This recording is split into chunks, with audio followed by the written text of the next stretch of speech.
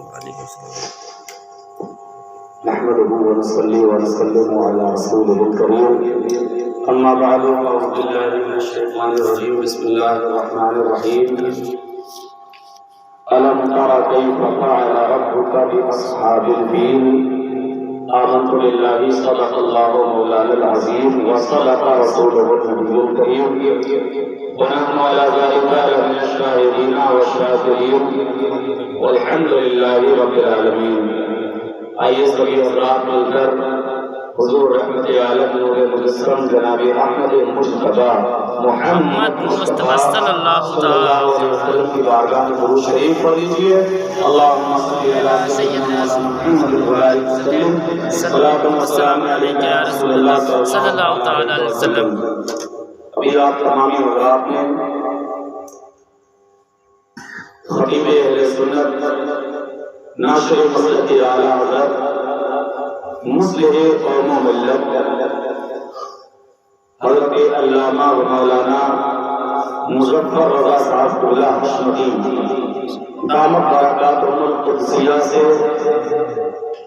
بڑے قیمتی جملے سماعت کیے جن کے اس کی محفل ہے حضرت قاری امان رسول صاحب علیہ الرحمہ ان کے تعلق سے بھی اور ان کے پیر و مرشد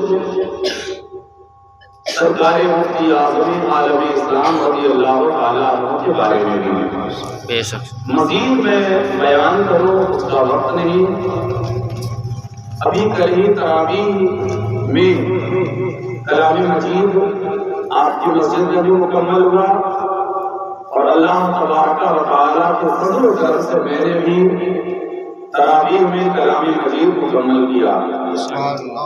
تو پچھلے سال اور اس سال 2 سال ہو گئے میں ابتدا میں 1.5 پارہ پڑھتا تھا, اس کے بعد 1 پارہ اور آخر میں آدھا پارہ. میری عادت یہ رہی کہ ہر دن 1.5 پارے سے کچھ مخصوص, حالانکہ پورا قرآن خاص ہے لیکن جو بہت مشہور, جن سے مسائل, جن کے شان نزول ہوں, میں 10 یا 15 منٹ میں اپنے مقتدیوں کے سامنے بیان کر دیا کرتا. بے شک بے شک. اور اس سے مجھے بھی بڑا فائدہ ملا اور ہمارے مقتدی حضرات کو بھی بہت فائدہ ملا. قاری صاحب علیہ الرحمہ کے بارے میں آپ نے حضرت سے آپ سن لیا ہے. آج چونکہ سورہ تراویح ہم نے پڑھی تھی, 10 سورتوں سے 20 رکعت تراویح پڑھی تھی, اس میں سب سے پہلی سورت ہم نے پڑھی تھی سورہ فیل. اس کا مطلب ہم نے وہاں بھی بیان کیا اور اب بھی بس 2-4 منٹ میں مطلب بیان کر دیتا ہوں. فیل علماء کرام جانتے ہیں عربی کا لفظ ہے جس کا معنی ہوتا ہے ہاتھی کے. اس سورت کا نام فیل کیوں رکھا گیا, اس کی وجہ کیا ہے؟ اس کی اصل وجہ یہ ہے کہ ایک بادشاہ تھا یمن اور حبشہ کا, جس کا نام ابرہہ تھا.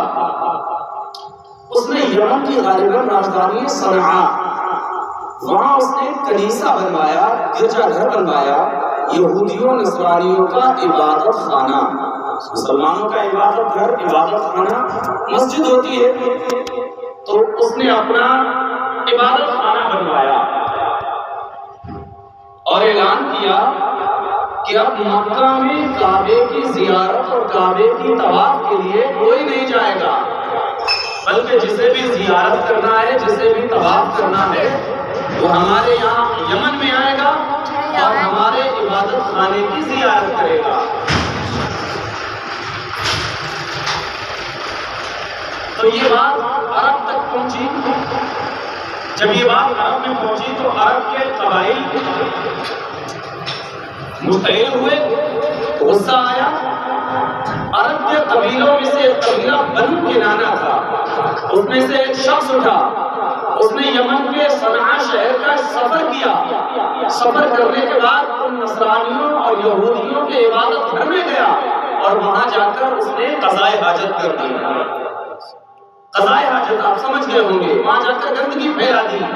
جب بادشاہ کو خبر ملی عرب سے کوئی آیا, اس نے ایسا کیا, بہت زیادہ غصے میں آ گیا اس نے کہا لشکر تیار کیا جائے، لشکر تیار کیا گیا، تمام انتظامات کیے گئے، کہا اب ہم کعبے کو ڈھائیں گے، یہ مسلمانوں کا کعبہ ہم اس کو ختم کر دیں گے، اس کی اینٹ سے اینٹ بجا دیں گے۔ اللہ اکبر، تیار کیا گیا۔ بہت سارے ہاتھی اس لشکر میں تھے، ایک بہت بڑا عظیم الجثہ ہاتھی، پہاڑ کے مانند ہاتھی جس کا نام محمود تھا، وہ بھی تیار کیا گیا۔ مکہ شریف کا سفر ان تمام لوگوں نے ابرہہ کی فوج نے کیا۔ جب مکہ شریف کی سرحد کے قریب پہنچے تو وہاں پر جا کر انہوں نے کیا دیکھا کہ مکہ شریف کے لوگوں کی بکریاں ہیں، اونٹ ہیں اور دیگر جانور چر رہے ہیں۔ ان کو اپنی تحویل میں لیا، اپنی گرفت میں لیا، ان کو قید کیا۔ ادھر قبیلوں میں خبر پہنچی کہ ابرہہ بادشاہ آیا ہے، بڑی فوج لے کر آیا ہے، بڑی طاقت کے ساتھ آیا ہے، بڑی ہمت اور جرأت دکھا رہا ہے۔ اس نے ہمارے جانوروں کو پکڑ لیا، ہمارے جانوروں کو قید کر لیا۔ حضرت عبد المطلب کون ہیں آپ بتائیں گے؟ حضرت عبد المطلب میرے آقا علیہ السلام کے دادا، سبحان اللہ، حضور علیہ السلام کے والد محترم حضرت عبداللہ اور آپ کے دادا حضرت عبد المطلب۔ آپ کو خبر ہوئی، اے قبیلہ قریش کے سردار، ابرہہ نے ہمارے آپ کے جانوروں کو، اونٹوں کو قید کر لیا۔ حضرت عبد المطلب اٹھے، تنے تنہا وہاں پہنچے جہاں ابرہہ اور اس کی فوج تھی، جا کر اس کے قریب گئے۔ ابرہہ نے بڑی عزت کے ساتھ، چونکہ قبیلے کے سردار تھے اور پیشانی میں نور نظر آ رہا تھا، بڑی عزت احترام ادب کے ساتھ بیٹھایا۔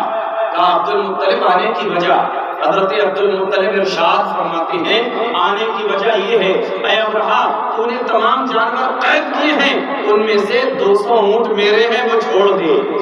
سبحان اللہ، 200 اونٹ میرے ہیں، وہ چھوڑ دے۔ اب روایت میں آتا ہے، کنز الایمان میں آپ پڑھیں گے، پڑھا کیجئے، تفسیر میں لکھا ہوا ہے کہ ابرہہ کو بڑی حیرت ہوئی اور بڑا تعجب ہوا، کہنے لگا عبد المطلب ذرا سی دنیاوی یہ جانوروں کے لیے میرے پاس آئے ہو؟ میں تو تمہارے آباء و اجداد کا کعبہ ڈھانے کے لیے آیا ہوں۔ اللہ اکبر۔ حضرت عبد المطلب نے اتنا سنا تو آپ نے غصہ نہیں دکھایا، بڑے پیار سے ایک جواب دیا، کہتا ہے جانوروں کا مالک میں ہوں۔ فرماتے ہیں کہ جانوروں کا مالک میں ہوں، ان کی حفاظت کی ذمہ داری میری ہے، اور کعبے کا مالک میرا خدا ہے، اس کی حفاظت کی ذمہ داری اس کی ہے۔ میرے جانور چھوڑ دے، کعبے کی حفاظت تو کعبے کا خدا کرے گا۔ اللہ اکبر۔ اس نے کچھ سوچا اور وہ 200 اونٹ حضرت عبد المطلب کو دیے۔ آپ واپس قبیلے میں آئے، آ کر اعلان کیا، اے قبیلے قریش کے لوگوں، اے عرب والو، ایسا کرو مکہ والو، پہاڑ کی چوٹیوں پر چلو، پہاڑوں کے پیچھے چلو۔ ابرہہ کا ارادہ اچھا نہیں لگتا، اس کا ارادہ ٹھیک نہیں ہے۔ اللہ اکبر۔ چلے گئے تمام لوگ، حضرت عبد المطلب تنے تنہا کعبہ شریف کے قریب آئے اور آ کر بیٹھ گئے، آنکھوں سے آنسو جاری ہیں، گڑ گڑا کر رو کر خدا وحدہ لا شریک سے دعا کی، مولا یہ تیرا گھر ہے، اس کی حفاظت فرمانا، مولا یہ تیرا گھر ہے، ظالم تیرے گھر کو اجاڑنے کے لیے، گرانے کے لیے، معاذ اللہ تباہ کرنے کے لیے آیا ہے، مولا کرم فرما، فضل فرما۔ رو رو کر دعائیں کی اور آپ بھی وہی پہاڑوں کی طرف تشریف لے گئے۔ اللہ اکبر کبیرہ۔ ابرہہ نے اونٹوں کو تیار کیا، کہا چلو اب جا کر کعبے کو ڈھائیں گے۔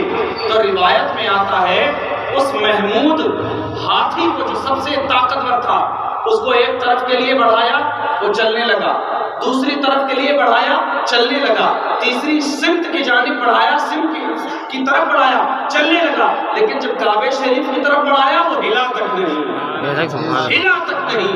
اللہ اکبر کبیرہ۔ جیسے تیسے اس کے تمام جانور اور ہاتھی قافلے کے لوگ آگے بڑھے۔ اللہ تبارک و تعالی نے اللہ کے اپنے حبیب علیہ السلام کے دادا حضرت عبد المطلب کی دعا کو قبول فرمایا۔ جب یہ لشکر ابرہہ کا آگے بڑھ رہا تھا، اللہ کی بارگاہ سے اعلان ہوا، حکم ہوا، اے ابابیل پرندوں جاؤ اور ان کا کام تمام کر دو۔ روایت میں آتا ہے پرندے 3 کنکریاں لے کر آئے، ایک کنکری ان کی چونچ میں تھی، ایک کنکری ایک پنجے میں، دوسری کنکری دوسرے پنجے میں، 3 کنکریاں.